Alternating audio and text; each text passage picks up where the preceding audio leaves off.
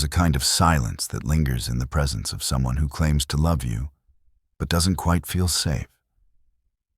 It's subtle, almost unnoticeable at first. They smile. They encourage you.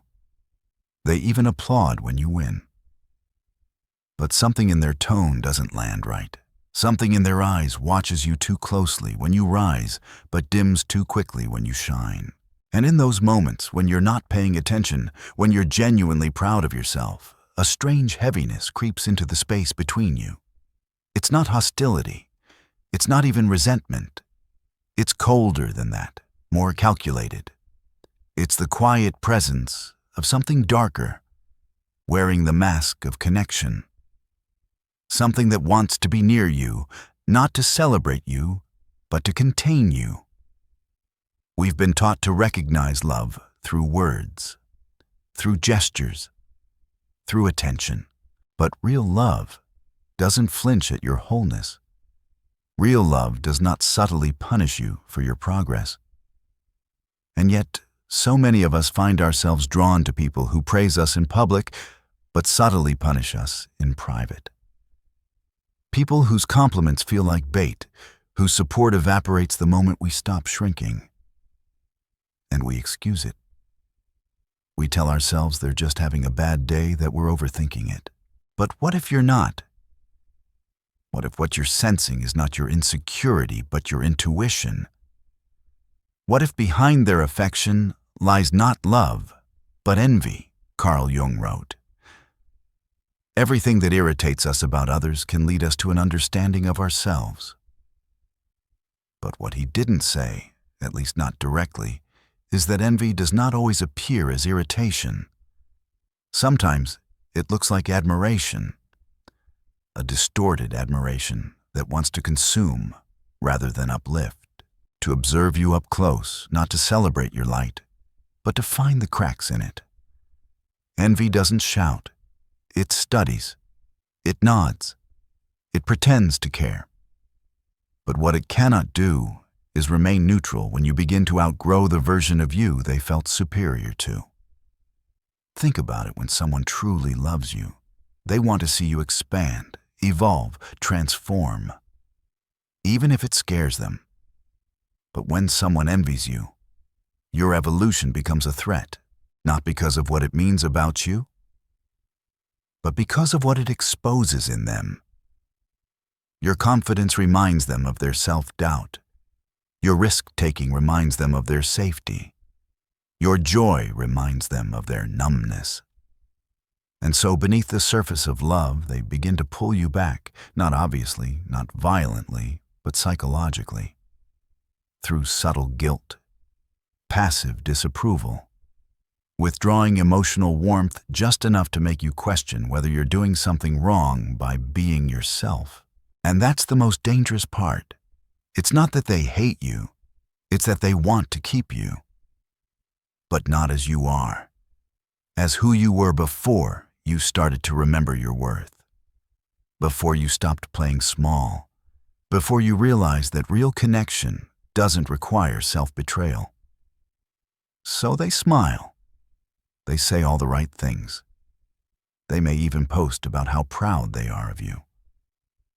But you notice that strange pause before they respond to your success, that odd way they shift the subject when you talk about your goals, that invisible wall that rises when you share something you're genuinely excited about.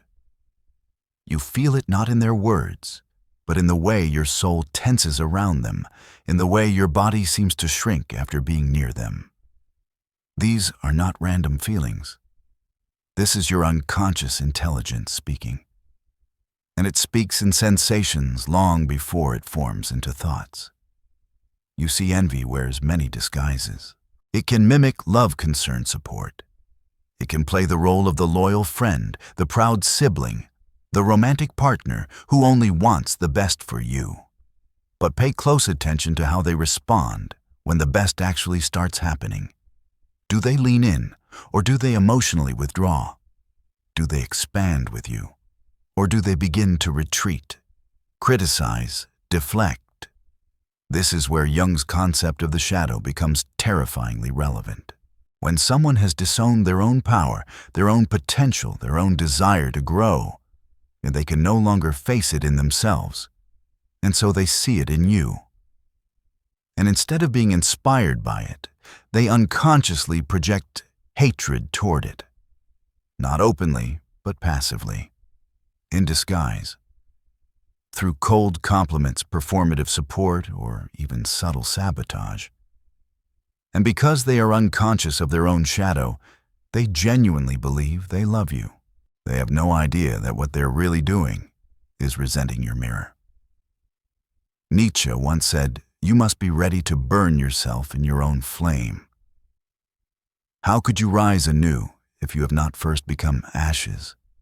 But envy cannot burn. It hides, it clings, it stagnates in those who refuse to confront their own unrealized life and instead become obsessed with yours. These people are not always malicious. They are often wounded, but wounds that are not healed become weapons, and the most dangerous weapons are the ones disguised as love. Here's the truth that most won't say aloud. You are not paranoid for sensing that something's off. You are not overreacting for feeling unsafe around someone who smiles at you too much, who compliments you too perfectly, who never disagrees, but leaves you feeling drained.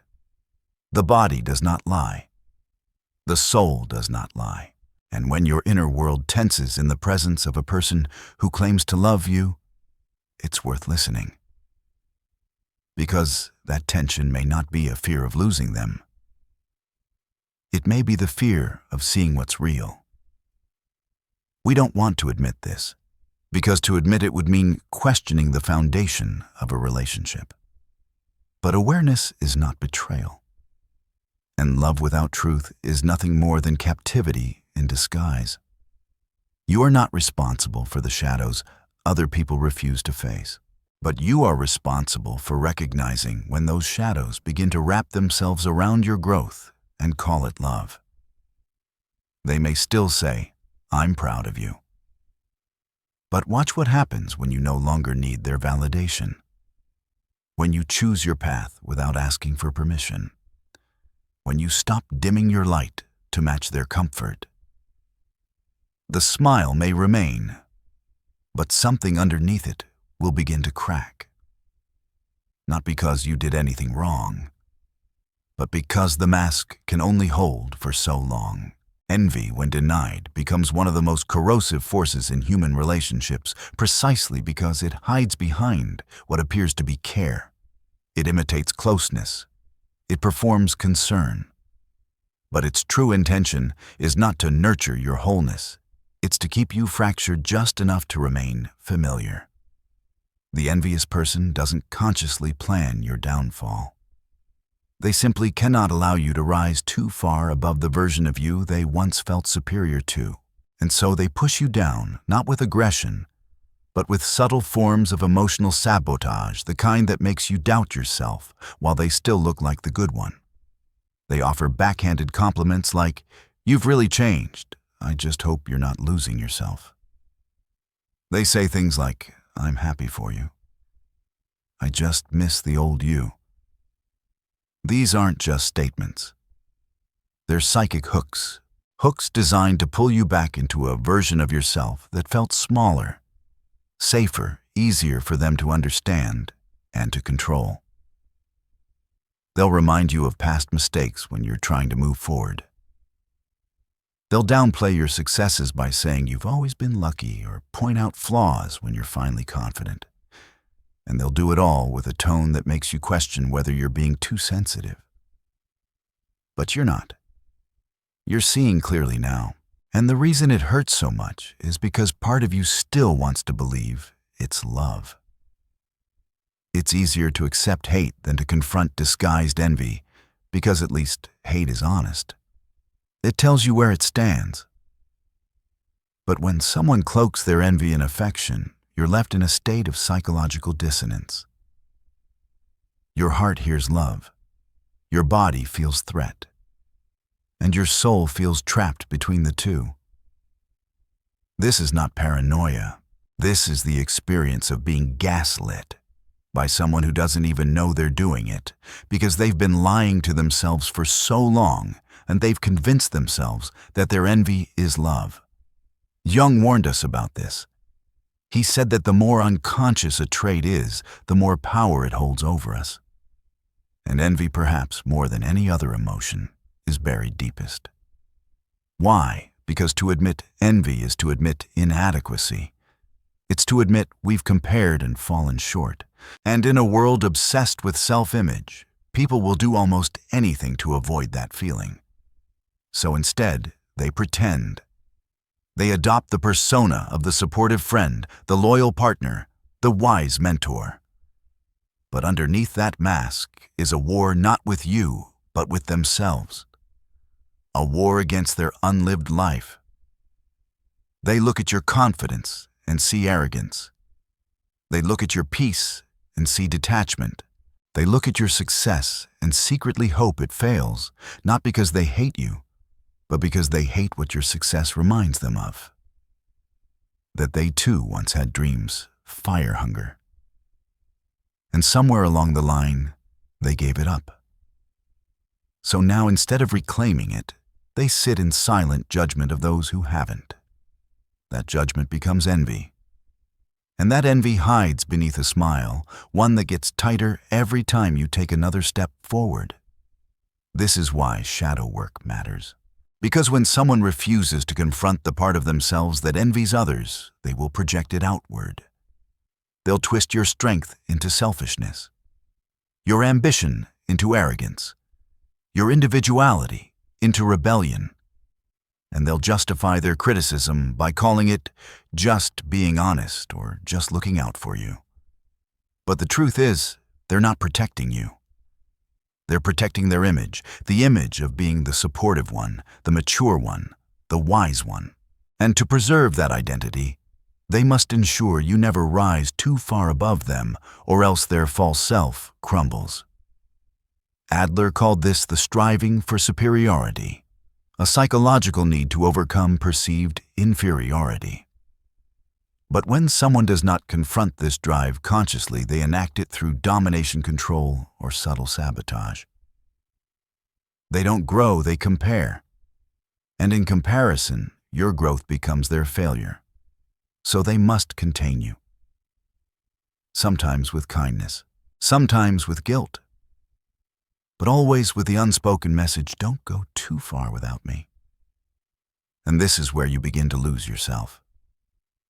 Not all at once. Slowly, subtly, you start censoring your joy. You dim your achievements. You second-guess your instincts. You become overly accommodating. You shrink to protect their comfort, and you call it love.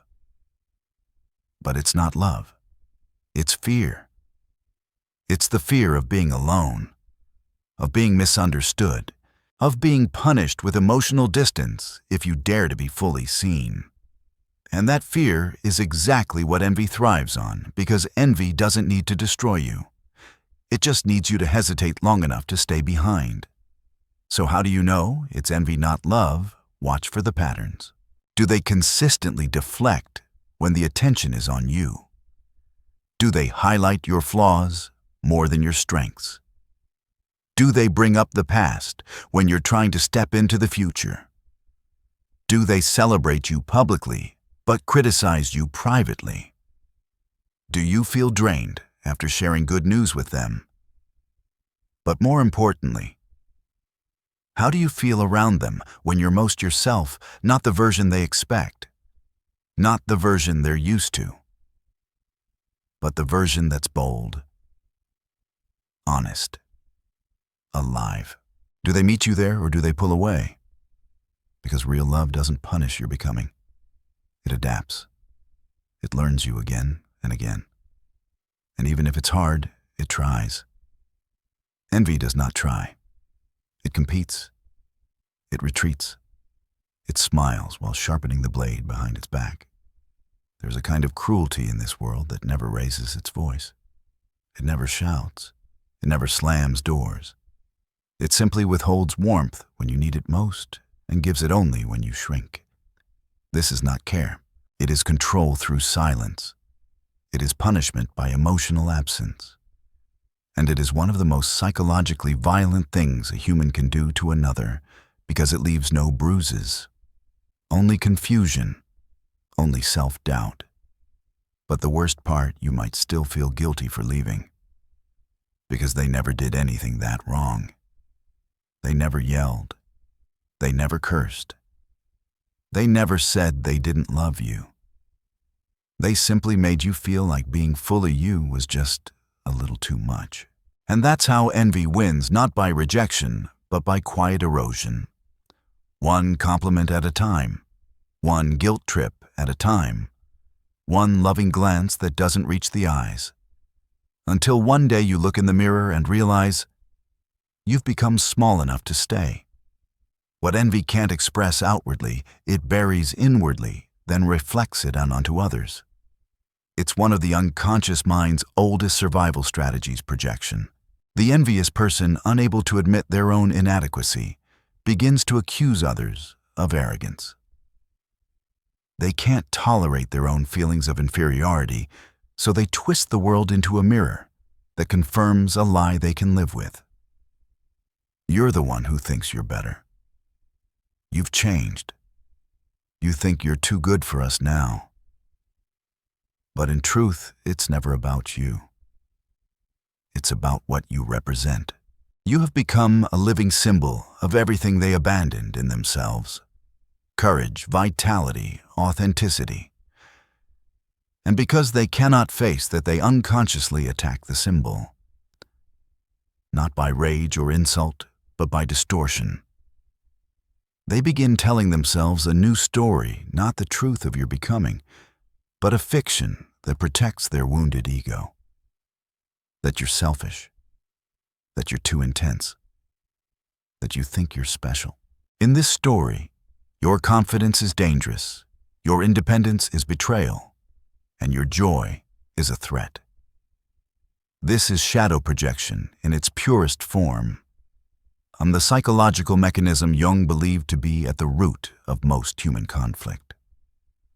Because when we disown our own darkness, we are doomed to see it everywhere else. And in the case of envy, the darkness being disowned is a buried grief, the life not lived. The chances not taken. The dreams abandoned in favor of acceptance or safety. And now, rather than feel that grief, they label you the problem. But their perception is not your truth. Still, the damage can be real. If you are deeply empathetic, and most who walk the path of self-awareness are, you might internalize their projections.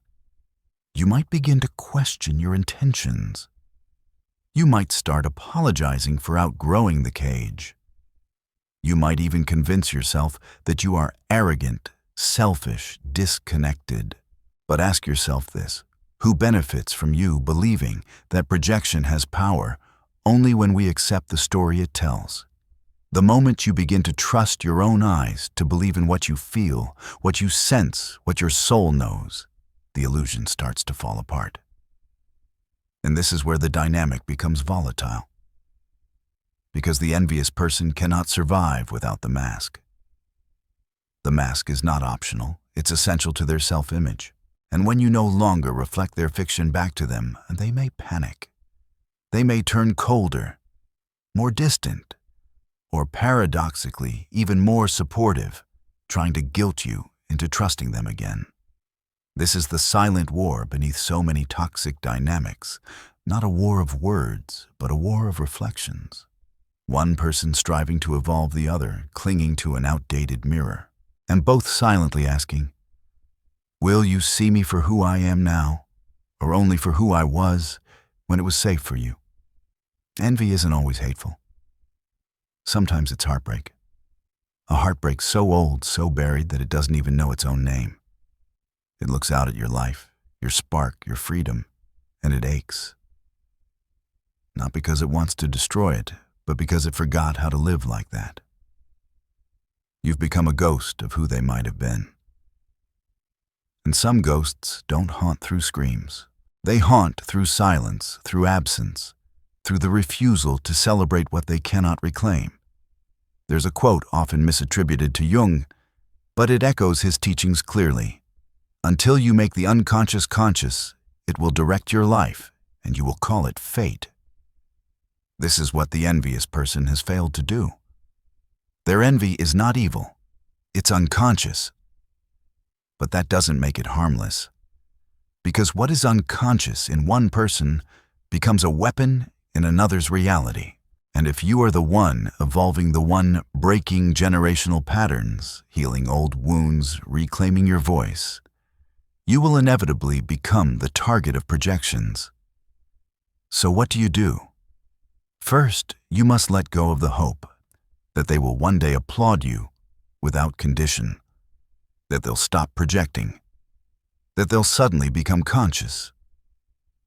Maybe they will, but not because you waited, not because you dimmed yourself to earn it. Your task is not to drag others into their own awakening. Your task is to honor your own. Second, trust your discomfort.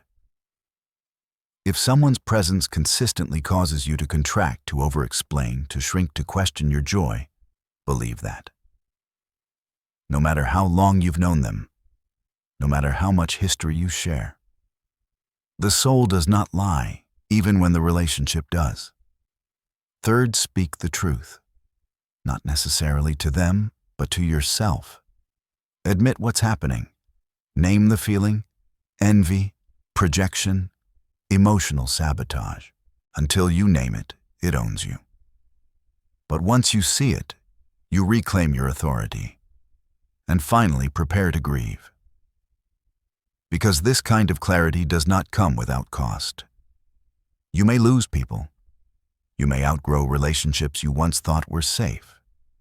You may discover that some of the love you received was actually approval, and that approval came with conditions. The grief is real. But so is the freedom that follows. You are not here to be worshipped, nor are you here to be dimmed. You are here to become, to evolve into the full spectrum of your potential, even if it means shedding those who once loved you for who you used to be. And as painful as that shedding is, it is sacred. Because on the other side of projection is truth. On the other side of envy is sovereignty. And on the other side of grief is space for people who do not flinch at your light, who do not compete with your becoming, who do not punish your growth. Not everyone will come with you. Some will stay behind clutching their mirrors, still trying to see themselves in your reflection. But your path is not about reflections anymore. It's about reality. And the reality is, anyone who truly loves you will never need you to stay small, just to feel big. There's a moment subtle, sacred, often heartbreaking, when you realize that staying small no longer feels like safety. It feels like death. The slow death of your vitality, your vision, your authenticity.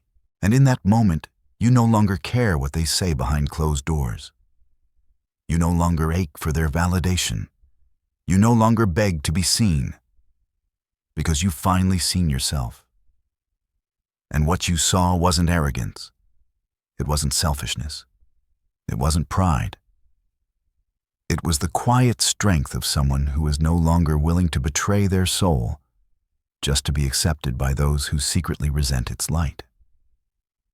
This is the reckoning, the one that arrives not with thunder, but with stillness. When the masks fall, when the projections no longer land, when you look around and realize how much of your life has been shaped by the emotional needs of people who never did their inner work, and how much of your self-worth was distorted by people who never celebrated you unless you were struggling.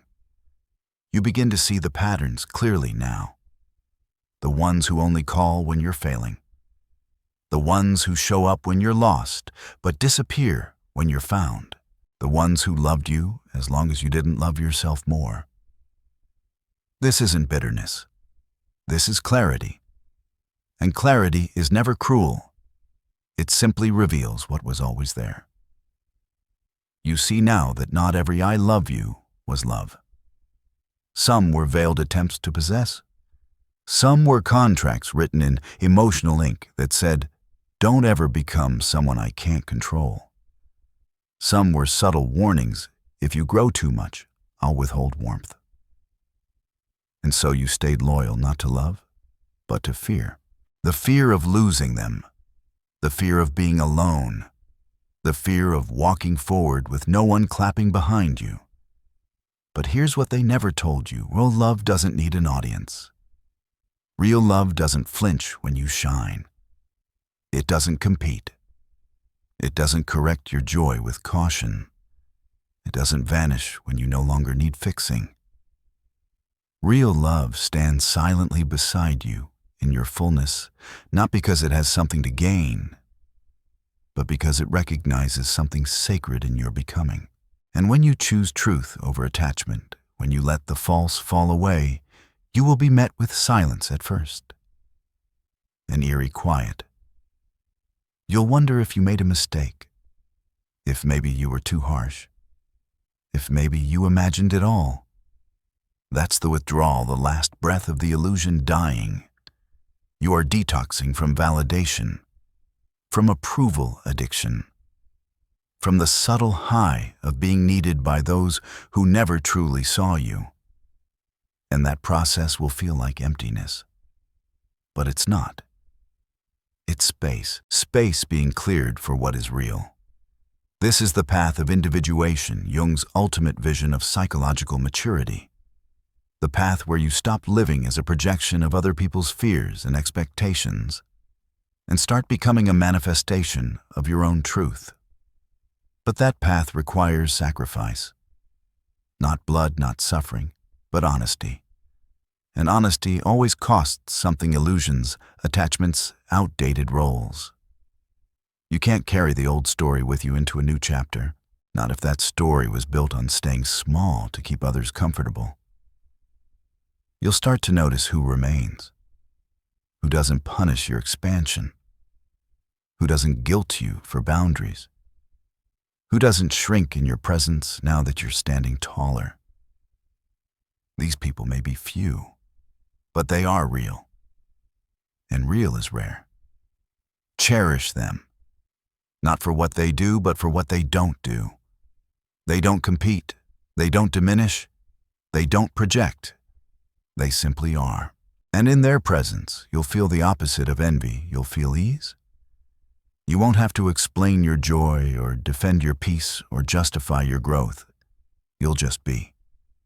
And that is what love looks like when it has no agenda. But until then, you will walk alone. Not because you're unworthy of connection, but because you've outgrown conditional intimacy. You've outgrown relationships where love is transactional, approval is manipulative, and affection is used as leverage. You're done feeding the parts of people that feed on your self-abandonment. You're done confusing familiarity with safety. You're done pretending that the smile they wear is enough when the eyes behind it hold silent rage. This doesn't make them evil. It makes them human. But humanity is not an excuse for harm, and unconsciousness, while common, is not harmless. When someone projects their unresolved pain onto you, no matter how nicely, it is your responsibility to protect your psyche, to honor your instincts, to trust the unease, even when it hurts, even when it costs you the people you thought would always be there. You will mourn. Not just them, but the version of you who tolerated less just to feel loved. That version deserves a proper burial, not because it was weak, but because it was innocent, loyal, hopeful, willing to bend in every direction just to avoid the sharp edge of loneliness. But now you know there are lonelier places than being alone. One of them is being surrounded by people who say they love you, while quietly hoping you fail. So what remains if nothing changes? You stay stuck in relationships that drain you. You perform humility to avoid envy. You dim yourself to be palatable. You sacrifice your future for the comfort of the past.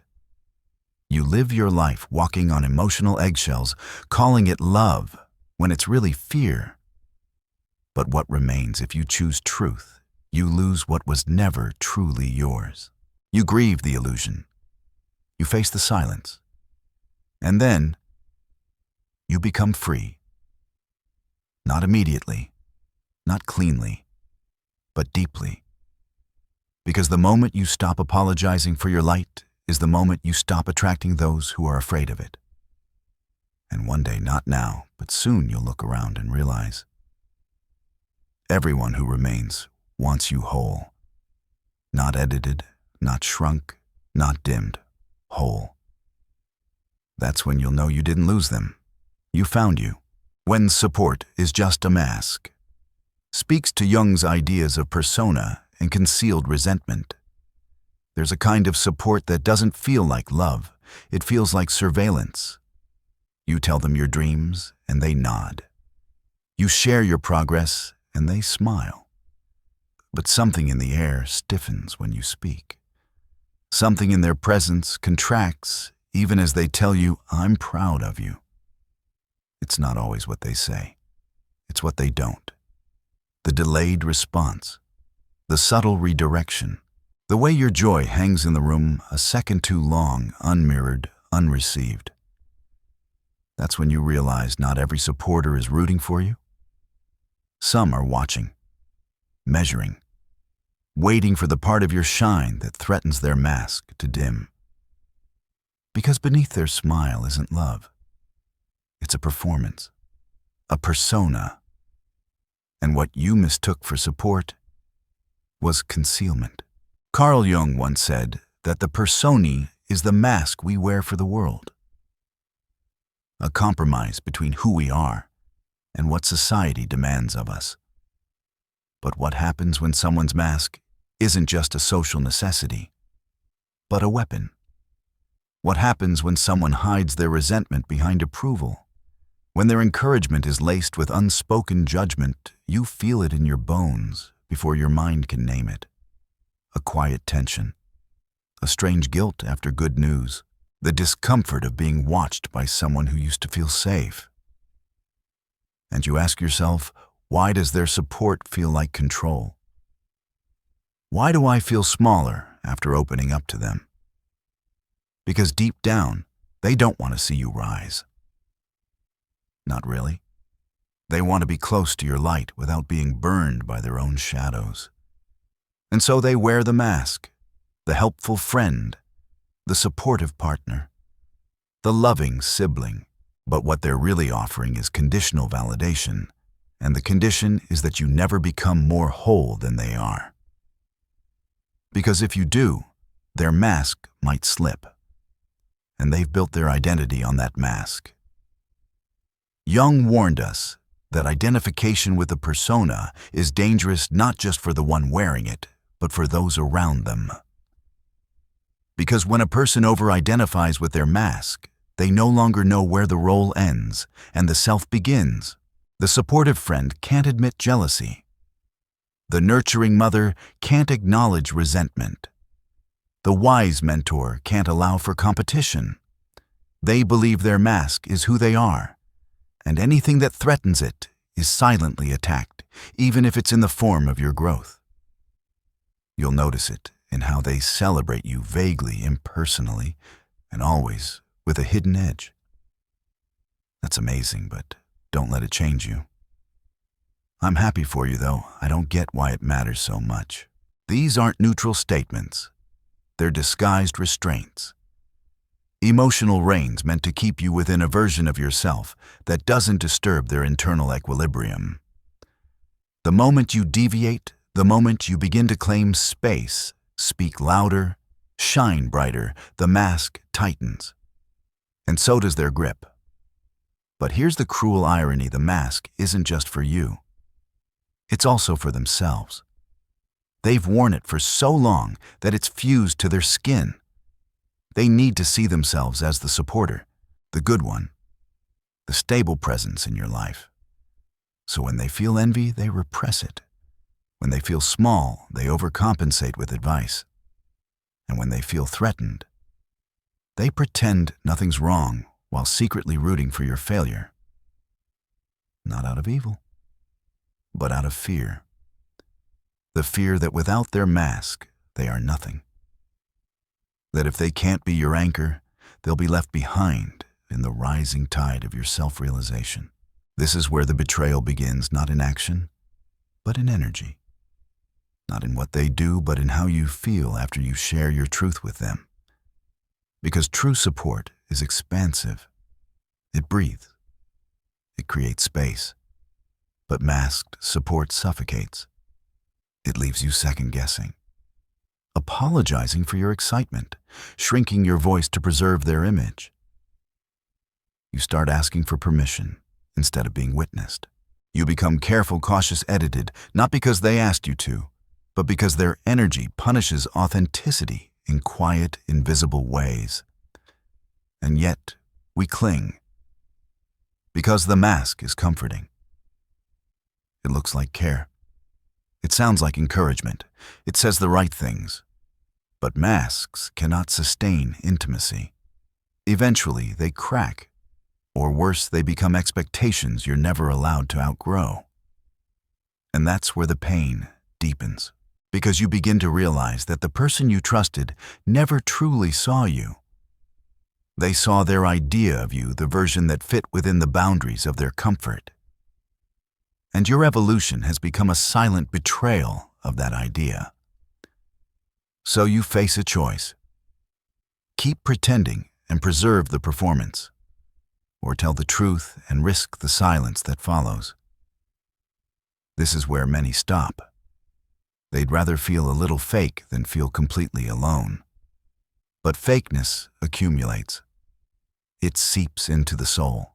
It turns joy into guilt and connection into tension.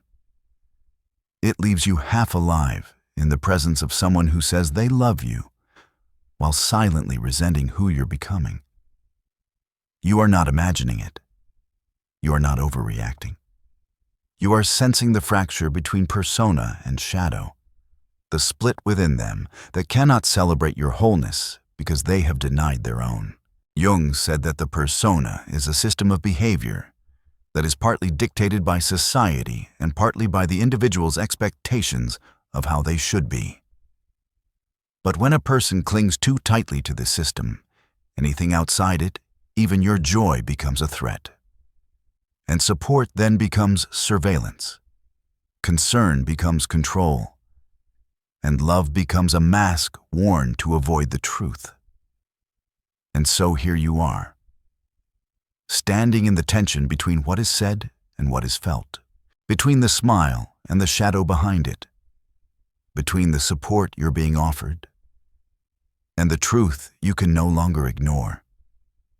There comes a moment when the warmth you thought was love starts to chill you to the bone, not because they stopped showing up, but because you began to feel watched, not witnessed, listened to, but not heard, supported but only as long as you stayed within the invisible lines of who they needed you to be.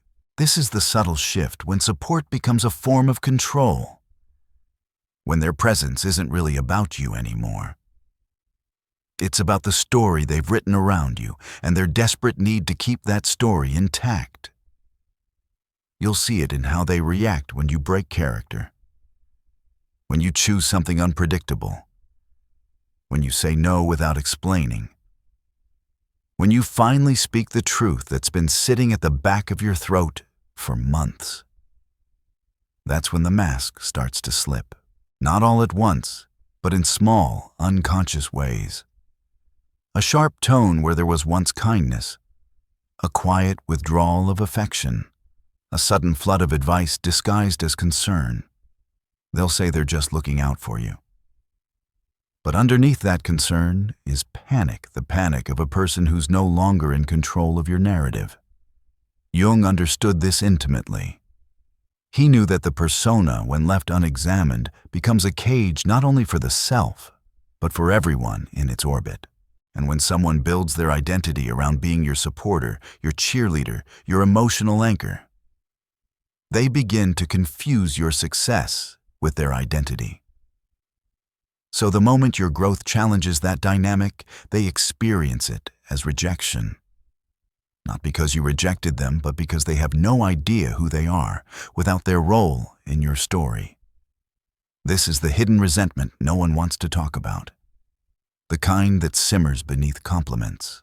The kind that cloaks itself in well-meaning suggestions. The kind that manifests as exhaustion, not yours but theirs.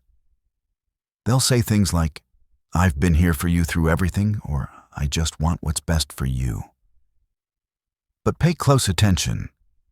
These aren't expressions of love. They're emotional invoices. Proof that they've invested in you and now expect a return. Not in money, in loyalty, in obedience, in staying the same. That's how support becomes a transaction. Quiet, unspoken, but binding. You start feeling like you owe them something, your silence, your proximity, your gratitude. And suddenly, your life isn't yours anymore. Every choice becomes filtered through the question, how will they feel about this? Not because they ever threatened you, but because their mask, so calm, so giving, so noble, has trained you to stay small to protect it. This is where the unconscious becomes dangerous. Because the person offering you support isn't trying to hurt you. In fact, they likely believe they're doing everything right. They've built their self-worth on being there for others. And to question that, to face the reality that their care might also carry control, would shatter the image they've spent their entire life protecting. So instead, they double down. They smile harder, give more, offer unsolicited advice with a little more urgency. They might even become more attentive than ever, but it feels different now. Heavier, like a gift you didn't ask for that comes with an invisible string. And if you dare pull away, if you set boundaries, if you grow into a version of yourself that no longer seeks their guidance, the warmth recedes. Slowly, deliberately, not out of hate, but out of wounded identity. And this is where many of us get stuck. We confuse guilt with loyalty. We think setting boundaries makes us ungrateful. We stay emotionally available to people who only support our past, not our future. And we call it kindness. But it's not. It's self-betrayal. It's the quiet agreement to keep playing a role in someone else's script, even after you've outgrown the part. Nietzsche warned that whoever fights monsters should see to it that in the process he does not become a monster. But what he didn't say is that sometimes the monster wears your own face. Sometimes it's not cruelty you're fighting, but expectation. Not violence, but performance. The suffocating pressure to keep others comfortable, even if it means abandoning who you're becoming. And yet the fear is real. If you stop seeking their approval, will they disappear? If you stop needing their guidance, will the connection dissolve? If you tell the truth that their support feels more like control, will they understand? Or will they retreat behind their mask, claiming you've changed? Here's the hard truth, yes, they might. Because when someone is addicted to their persona, any challenge to it feels like an attack. Your growth, your clarity, your emotional independence, all of it becomes evidence that they're losing relevance. And if they've never learned to be whole outside of their role in your life, they'll panic. They'll lash out quietly, or they'll pull away completely. Not because they don't love you, but because they can't love you outside the terms they've decided on. And that's the tragedy of masked support. It was never really about you. It was about how you made them feel about themselves. Useful, important, needed. And when that utility fades, so does the connection. But this isn't where the story ends. It's where the story begins, the real story. The one where you stop shrinking to protect someone else's self-image. The one where you stop apologizing for changing. the one where you reclaim your right to evolve without guilt, without explanation, because true support doesn't watch you with suspicion. It watches with wonder. It doesn't bind itself to your wounds. It dances with your wholeness. It doesn't say, "I've been there for everything" as leverage. It says, "I'm still here," without needing credit. And if they can't do that, if their support vanishes the moment you step into your truth, then it was never really support. It was performance. It was persona. And no matter how well it was acted, it was still a lie. There's a form of violence so quiet, it almost feels like care. It doesn't leave bruises. It doesn't raise its voice. It doesn't storm out or slam doors. Instead, it waits. It watches. It withholds. This is the violence of conditional presence, the kind that stays close, but only if you stay small. The kind that offers warmth, but only if you stay predictable. It is the psychological violence of someone who supports you only within the bounds of who they need you to be. Step outside that image, and their love begins to evaporate, not as punishment, but as silence. A strategic emptiness that leaves you wondering what you did wrong when all you did was become more of yourself. This is what Jung meant when he said, "The persona is a cloak that hides the true nature of the individual." But it doesn't just hide the self, it hides resentment. It hides fear. It hides the deep, unspoken wound of those who have sacrificed authenticity for approval. And when they see you living freely, authentically unafraid, they cannot celebrate it. Not because they don't want to, but because your freedom exposes their prison. And no one likes to be reminded that they locked the door from the inside. So they retreat. Not completely, just enough. They become colder, but deny anything's wrong. They're still there, technically. They text, they show up, they offer help. But the energy's gone. The spark. The celebration. You begin to feel as though your growth is something to hide, not share. Your success becomes a secret. Your light becomes a liability. And yet, they never say a word. That's the genius of masked support. It keeps you doubting yourself while allowing them to maintain their image.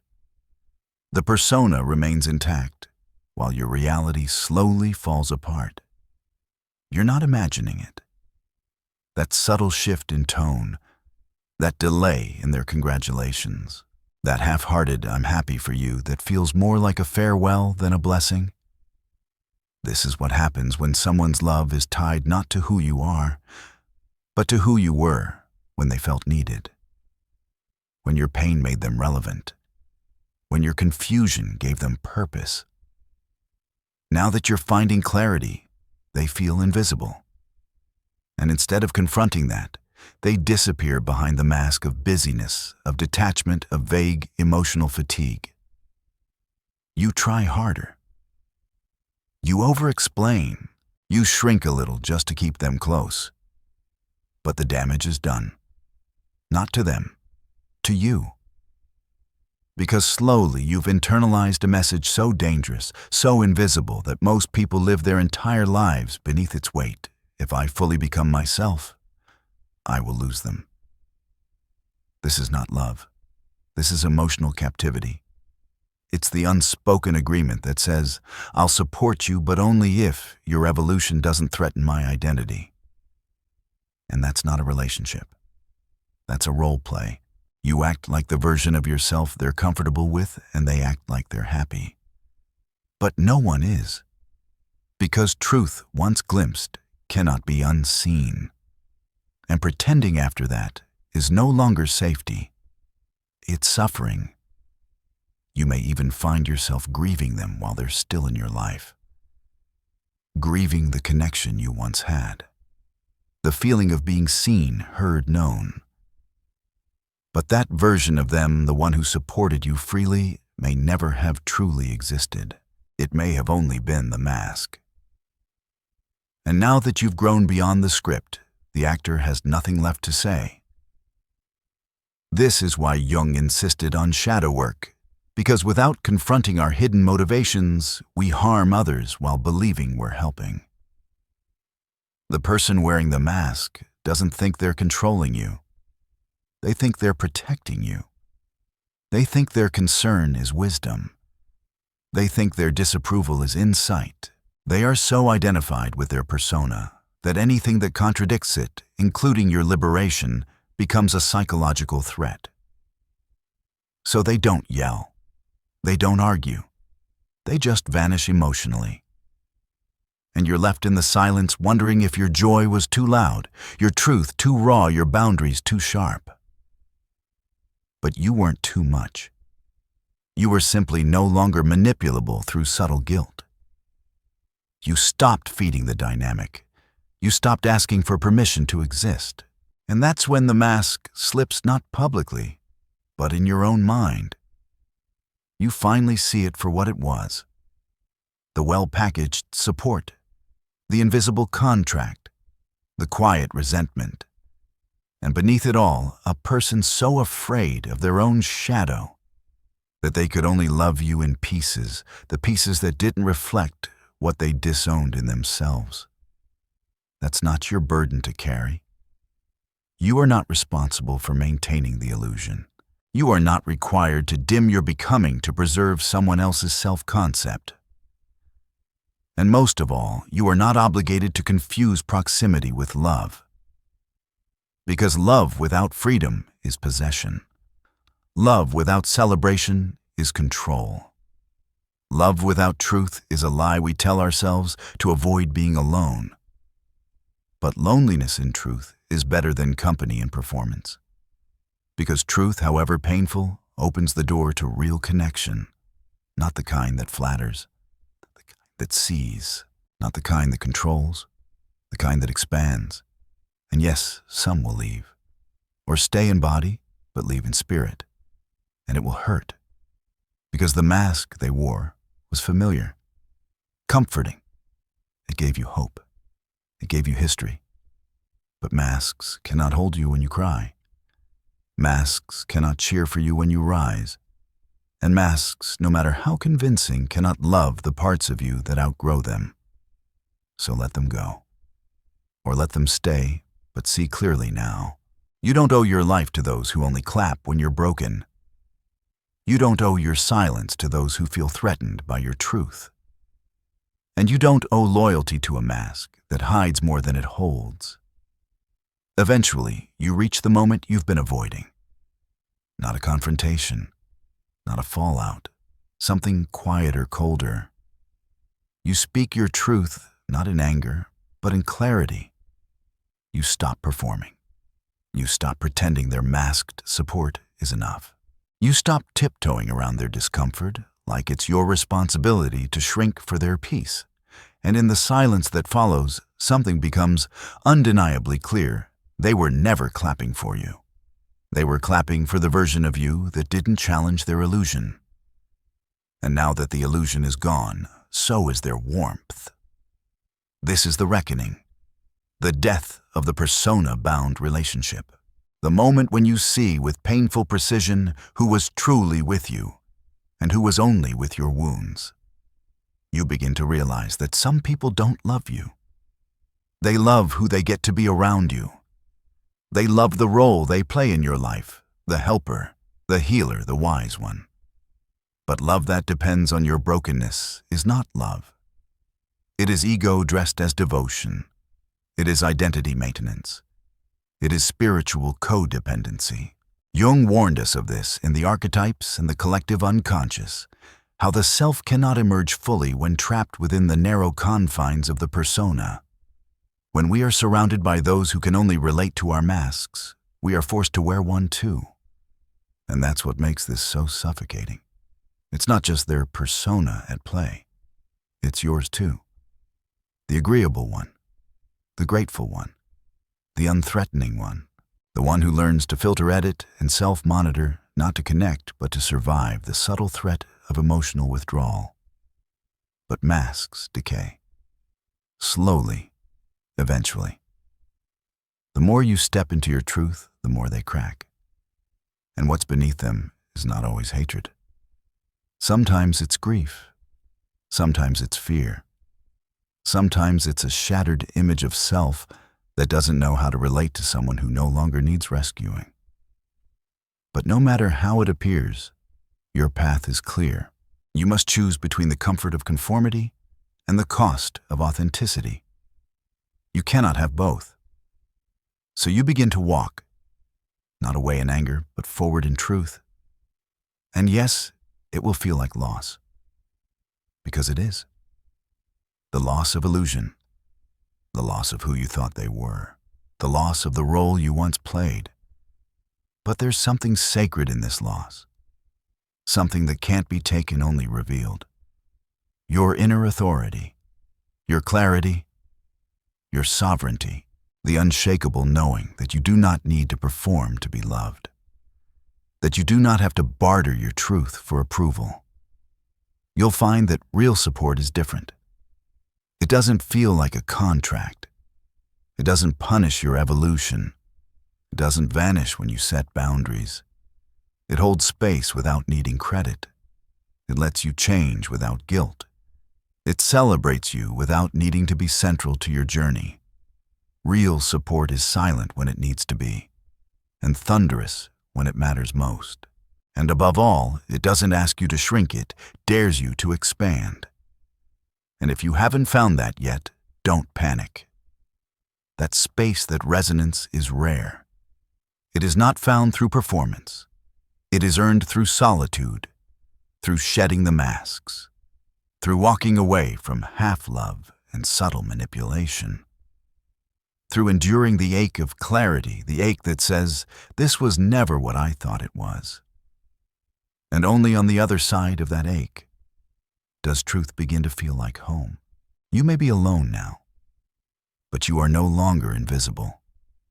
Not to yourself, not to the part of you that remembers who you were before the roles, before the masks, before the fear. And that part of you is not angry. It's not bitter. It's relieved. Because for the first time, you're no longer trying to earn what should be given freely. This is where individuation begins, not with pride or rebellion, but with a quiet decision to stop lying to yourself, to stop calling manipulation love, to stop defending people who only clapped when you stayed beneath them. You begin to walk as yourself, fully, painfully, powerfully. And that walk may cost you the world you built around the persona, but it will give you you. And you, the one beneath the mask, are worth being seen. Fully, not edited, not packaged, not managed. Seen. Jung said, the privilege of a lifetime is to become who you truly are. Not to be admired, not to be liked, but to be whole. That wholeness requires solitude. Not forever, but long enough to remember that connection without truth is just another prison. Long enough to unlearn the lie that says love must be earned through sacrifice, and long enough to see clearly anyone who only stands beside you when you're hiding your truth was never really beside you. So walk forward, not with rage, not with revenge, but with reverence, for your growth, for your awakening, for the silence that taught you to listen deeper than applause, and for the truth that whispered when all the masks began to fall. You were never too much. They were just too invested in your absence to see your becoming. Let them go. Let them keep the mask. You were not born to be understood through someone else's illusion. You were born to break the spell. And now, you have. You're not paranoid. Your shadow sees the truth, a Jungian twist that validates intuitive perception and unconscious insight. There's a kind of knowing that doesn't come from logic. It arrives before thought, beneath language, a strange contraction in the body, a heaviness in the room, a sudden coldness behind someone's smile. You don't have evidence. You can't explain it. But something inside you recoils, withdraws, watches, and then you doubt yourself because they're being kind, right? Because there's no reason to feel threatened. But your soul disagrees. It doesn't speak in sentences. It speaks in sensation. And it's telling you something is not what it appears to be. This is where the world begins to gaslight you. Where surface logic tells you you're being dramatic, overreacting, paranoid. Where even your own mind starts to betray the truth your body already knows. Because this truth isn't coming from your intellect. It's coming from something older, something deeper, something Jung called the shadow. Most people misunderstand what paranoia really is. They think it means inventing threats that don't exist. But Jung would offer a deeper view, one rooted in the unconscious. What if the paranoia you feel isn't fear at all, but perception, not delusion, but depth? What if it's your shadow speaking the buried part of you that sees what the mask cannot? The shadow is not just your darkness. It is your disowned power, your unclaimed intelligence, the primitive, ancient awareness that has kept human beings alive long before language could articulate danger. It's not interested in being polite. It doesn't care about being liked. It only knows what's real. And when something around you is false, performative, manipulative, predatory, your shadow senses it long before your persona is willing to admit it. That's why you feel insane. Not because you're wrong, but because you're still trying to process truth through the lens of a world built on lies. A world that values appearances over essence, manners over instinct, performances over presence. So when you flinch at someone's energy, when you hesitate around their smile, when something in you whispers, "Don't trust this," you override it. You rationalize. You explain it away. Because your intellect has been conditioned to serve social peace. But your shadow was born for survival. Carl Jung said the shadow is a moral problem that challenges the whole ego personality. For no one can become conscious of the shadow without considerable moral effort. And what is more morally difficult than admitting the truth about someone who seems kind, who appears safe, who says the right things but vibrates with a subtle falseness you can't quite define? The effort isn't in noticing the feeling. It's in not betraying yourself to avoid the consequences of seeing clearly. Because once you admit it, that your instincts were right, that your unease was real, you can't go back. You can't unfeel the warning. You can't pretend they're safe when your body knows otherwise. And this is terrifying, especially if it's someone you're close to, someone respected, someone loved. Because once the mask slips, you're no longer protected by the illusion. You're forced to see what lies beneath. And often what lies beneath is a shadow, not just in them, but in you. The part of you that wanted to believe the lie, that needed them to be safe, that ignored your own perception to preserve a connection that was never real. You were never paranoid. You were perceptive. But you've been trained not to trust it. And so your deeper knowing has become your silent burden, a haunting sensitivity that makes you feel alien in a world that demands you stay blind. You see too much, feel too deeply, sense too quickly. And instead of being honored for it, you're labeled dramatic, sensitive, difficult. But what if this isn't a flaw? What if it's a gift? A psychological organ tuned to the unconscious frequencies of human behavior? This is the part no one wants to talk about because it requires a level of self-honesty that shatters all social illusions. To admit that your shadow sees truth is to admit that most of what we call normal is actually deception. That the masks people wear are not just for show, they are survival mechanisms. Personas crafted to maintain control, to manipulate perception, to hide the very truths your body is screaming to you, in every quiet moment of discomfort. And once you accept that, you start to see differently. Not with suspicion, but with clarity. You notice the smiles that don't reach the eyes, the compliments that feel like traps, the concern that carries a subtle undercurrent of control. You start to track energy, not words, intention, not tone, pattern, not performance.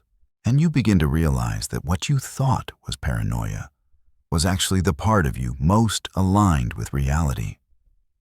But it doesn't end there, because the shadow doesn't just see them, it sees you. The ways you've lied to yourself, the roles you've played to stay safe, the truths you've avoided because seeing them would mean leaving behind people, places, versions of yourself. That's why shadow perception is so painful. It doesn't just unmask the world, it unmasks you.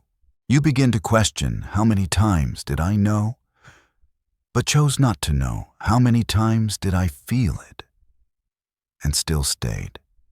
How many masks have I praised, not because I was fooled, but because I was afraid of what the truth would require of me? These questions aren't meant to shame. They're meant to wake you. Because now you're standing at the threshold between the lie that keeps the peace and the truth that will set you free.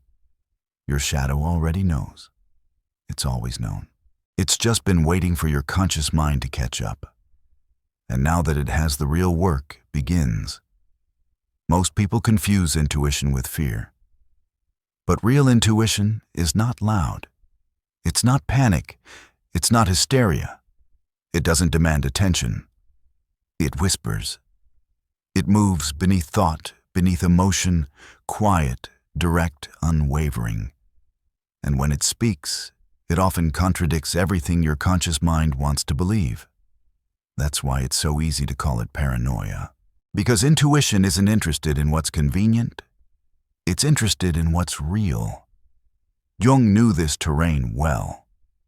He understood that we don't just see the world through our eyes, we perceive it through layers of unconscious material accumulated through experience, trauma, instinct, and ancestral memory. So when your intuition warns you, it isn't just reacting to the moment. It's reading the patterns, the gestures, the micro-signals, the symbols your conscious mind is too slow to interpret. And the shadow, your personal archive of disowned knowing, often holds the clearest mirror. Not because it's rational, but because it's honest. Honest in a way the ego cannot afford to be. The ego wants comfort, image, social belonging. The shadow wants truth. That's why it feels threatening. Because it sees through the structures that your identity depends on. It exposes not just the falsehoods in others, but the lies you tell yourself to keep the performance going. That's the psychological root of what people mistake for paranoia. It's not fear. It's fragmentation. A war between the part of you that knows something is off and the part of you that needs it not to be. You notice someone's energy shift, their gaze harden, their support retract, and your body reacts. But instead of listening, you gaslight yourself. You override it with thoughts like, they didn't mean it like that. I'm just being sensitive. I should be grateful they care at all. But the truth is, your unconscious already made the judgment. Your gut already rendered the verdict. You just haven't given yourself permission to trust it. Because to trust it would mean doing something terrifying, confronting the deeper reality. This is where modern psychology falters. It tells us to challenge our negative thoughts, to examine the evidence, to avoid catastrophic thinking. But what it often misses, and what Jung tried to reclaim, is that not all fear is irrational. Some fear is truth wrapped in urgency. Some discomfort is revelation. Some catastrophizing is your soul screaming through layers of repression. This is not safe. This is not love. This is not real. The difference between paranoia and perception is integration. When you've done your shadow work, when you've learned to sit with your darkness instead of running from it, your intuition sharpens. It becomes clean, quiet, precise. You no longer project your past onto everyone you meet, because you've already met the ghost in your own mirror. You no longer chase validation from those who unsettle you, because you've stopped betraying yourself just to be chosen. Jung wrote, "The most terrifying thing is to accept oneself completely, because once you do, you lose the luxury of pretending not to know." You can't play dumb about the energy in the room. You can't unsee the way someone's kindness hides control. You can't unfeel the way your body tenses around certain people, even if they smile. Especially when they smile. And you can't blame the world anymore. You know too much now. You know when you're being manipulated. You know when the conversation isn't safe. You know when the intimacy is laced with envy or the advice is seeded with resentment. You know? But the question is, will you listen? Because listening to your shadow isn't comfortable. It doesn't just ask you to change how you see others. It asks you to walk away, to confront, to set boundaries that might make you the villain in someone else's story. It asks you to make peace with being misunderstood, to endure the silence that follows truth. But that silence is not emptiness. It's space. Space for what's real. Space for your true self to breathe without armor, without performance, without having to decode the emotional traps hidden in every well-meaning word. The moment you start trusting your unconscious, not just the parts you like, but the parts you've exiled, is the moment your life stops being a performance and starts being an act of alignment. You no longer chase peace through people who disrupt it. You no longer confuse nervous laughter with real connection. You no longer betray your body just to protect someone's image. And when someone asks you, "Why are you being so distant?" you won't say, "Oh, it's nothing." You'll say silently, perhaps only to yourself, "Because my shadow saw something you were never going to show me." That is not paranoia. That is truth. And truth once seen will not let you lie to yourself again. There is a quiet devastation that comes with seeing people as they are not as they present themselves. It doesn't feel like clarity. Not at first. It feels like loss. Like the ground beneath your feet has softened and the air has changed its shape. Because the moment you stop calling your perceptions paranoia and start recognizing them as truth, the spell breaks. The illusions collapse. And with them, the comfort of not knowing. This is the price of shadow awareness. Once you begin to listen to the signals beneath your skin, the tension, the contraction, the immediate distrust, you can't unlisten. You see through the nice. You feel the hidden motives behind the praise. You watch the eyes, not the smile. You read the energy behind their presence, and what once felt like connection now reveals itself as surveillance, comparison, or subtle control. And you grieve. Not just the person, but the idea. The version of them that felt safe. The connection you thought was real. But grief is the cost of awakening. Because waking up to truth means dying to illusion. And so many of our relationships, our roles, our desires, are built on the illusion that what feels off is just in our head. Jung wrote that one does not become enlightened by imagining figures of light, but by making the darkness conscious. That darkness is not always external. Sometimes it lives in the quietest part of your psyche, the part that knows something is wrong, but is too afraid to name it. Because naming it would mean change. It would mean stepping out of the performance and confronting the subtle betrayals that have been disguised as love. So we delay. We stay close to people who drain us. We explain away the warning signs. We silence the shadow, thinking that makes us noble. but all it does is make us hollow. Because truth, when denied, doesn't disappear. It sinks. It buries itself in the body, in chronic exhaustion, in emotional numbness, in relationships that no longer breathe. That's why so many people feel like they're falling apart when they finally start to trust themselves. Because they're not falling apart, they're shedding, peeling back the layers of false yes they said to stay accepted, peeling off the armor of "I'm fine" they wore to avoid conflict, peeling back the social mask that smiled when it wanted to scream. The shadow doesn't want to destroy you. It wants to liberate you. But liberation never comes without sacrifice. You will lose people. You will lose certainty. You will lose the version of yourself who was willing to abandon her, knowing just to keep the peace. And in the place of all that loss, you will find something terrifyingly rare: alignment. Real alignment feels like loneliness at first because the noise disappears. The distractions, the emotional negotiations, the performative intimacy. Suddenly you're left with the rawness of yourself. No filters, no masks. Just the clean pain of finally seeing clearly. But there's power in that pain, because it teaches you what you never learned in a world obsessed with appearance, that your perception is sacred. That the part of you that senses the unseen is not broken, it's your oldest form of intelligence. Before you had language, you had instinct. Before you had approval, you had energy. Before you had knowledge, you had knowing.